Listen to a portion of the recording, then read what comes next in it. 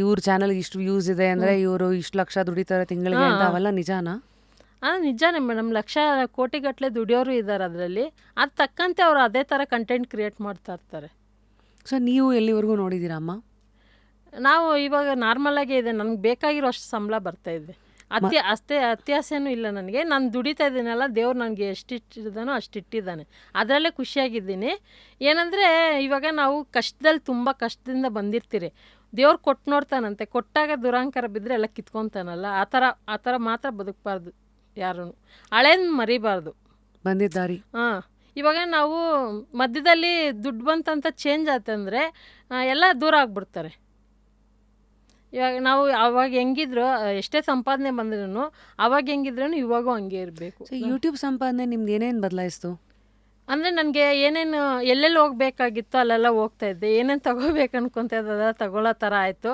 ಮತ್ತು ನನ್ನ ಆಸೆಗಳು ಏನೇನಿತ್ತು ಅದೆಲ್ಲ ಈಡೇರಿತು. ಏನಂದರೆ ಎಲ್ಲ ಸಂಪಾದನೆಗಂತಲ್ಲ, ಬೆಳೆದಿದ್ದಲ್ಲ ಅಂತ ಎಲ್ಲ ದೂರ ಆಗ್ಬಿಟ್ರು. ಹೆಸರು ಮಾಡಿದ್ದೀನಿ, ಚೆನ್ನಾಗಿ ಮನೆಯವರೇನಾ? ಎಲ್ಲ ಸುತ್ತಮುತ್ತಲೇ, ಇನ್ನೇನು ಮಾಡೋಕ್ಕಾಗಲ್ಲ. ಅದು ಹೆಂಗೆ ಅಂದರೆ ಡಿಪ್ರೆಷನ್ ಥರನೇ ಹೋಗ್ಬಿಟ್ಟಿದ್ದೆ ಫುಲ್ಲು. ಯಾಕಮ್ಮ? ಏನು ಯಾರು ಸಪೋರ್ಟ್ ಇಲ್ಲ. ನಾನು ನಮ್ಮಮ್ಮ ನಮ್ಮ ತಮ್ಮನೇ ಆ ಥರ ಇದ್ದಿದ್ದು. ಹೆಂಗೆ ಅಂದರೆ ಸಾಯೋ ಮಟ್ಟಕ್ಕೆ ಆಸೆ ಆಗ್ಬಿಟ್ಟಿತ್ತು ನಮಗೆ, ಬದುಕೋದೇ ಬೇಡ. ಅದು ಇವಾಗ ಒಂದು 5 ತಿಂಗ್ಳಿಗೆ ಮುಂಚೆ.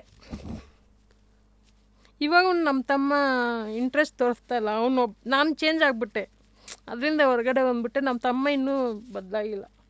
ಯಾಕಮ್ಮ, ಏನಾಯ್ತು ಅಂಥದ್ದು? ಯಾಕೆಂದರೆ ಅಷ್ಟು ಗಟ್ಟಿಯಾಗಿ ಎಲ್ಲಾನು ಅದೇ ನಮ್ಗೆ ಏನಾದರೂ ಹೆಲ್ತ್ ಪ್ರಾಬ್ಲಮ್ ಆಗುತ್ತಲ್ಲ ಮೇಡಮ್, ಅವಾಗ ಸಪೋರ್ಟ್ಗೆ ಯಾರೂ ಇರಲ್ಲ. ಏನಾಯಿತು ಕೇಳ್ಬೋದಾ? ಹೆಲ್ತ್ ಪ್ರಾಬ್ಲಮ್ ಅಂದರೆ ನನಗೆ ತುಂಬ ಈ ಕೆಲ್ಸಕ್ಕೆ ಹೋಗೋವರೆಗೂ ಚೆನ್ನಾಗಿದ್ದೆ ನಾನು. ಯಾವಾಗ ನಾನು ಯೂಟ್ಯೂಬ್ ಜರ್ನಿ ಮಾಡಿ ಚೆನ್ನಾಗಾದ್ನೋ ಒಂದೊಂದೇ ಎಲ್ಲ ಬಂತು. ಥೈರಾಯ್ಡ್ ಬಂತು, ಶುಗರ್ ಬಂತು, BP ಬಂತು. ನಮ್ಮ ಡೈಲಿ ಲೈಫೆಲ್ಲ ಚೇಂಜ್ ಆಗುತ್ತಲ್ಲ ಮೇಡಮ್, ಫುಡ್ಡಿಂದ ಹಿಡ್ದು ಎಲ್ಲ.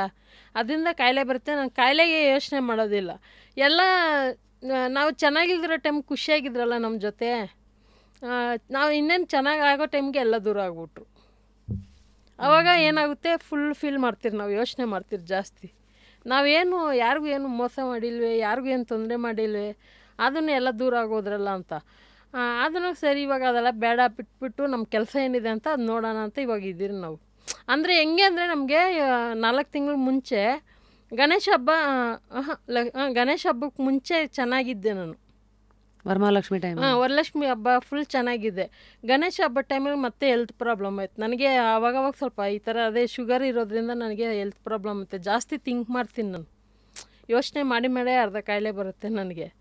ಅದಕ್ಕೆ ಬಿಟ್ಬಿಟ್ಟೆ ನಾನು. ಇನ್ಮೇಲೆ ಏನು ನನ್ನ ಕಾಯಿಲೆ ಇಲ್ಲ, ನನಗೇನು ಇಲ್ಲ, ನಾನು ಆರಾಮಾಗಿದ್ದೀನಿ ಅಂತ ಫುಲ್ಲು ಜಾಲಿಯಾಗಿ ಇವಾಗಿದ್ದೀನಿ. ಆ ಥರ ಮೈಂಡ್ ಸೆಟ್ ಮಾಡ್ಕೊಂಬಿಟ್ಟಿದ್ದೀನಿ ನಾನೇ. ಅಷ್ಟೇ ಸಾಕು, ಎಲ್ರದ್ದು ಮುಖವಾಡಗಳು ಗೊತ್ತಾಯ್ತು ನಮಗೆ ಅಂದ್ಬಿಟ್ಟು.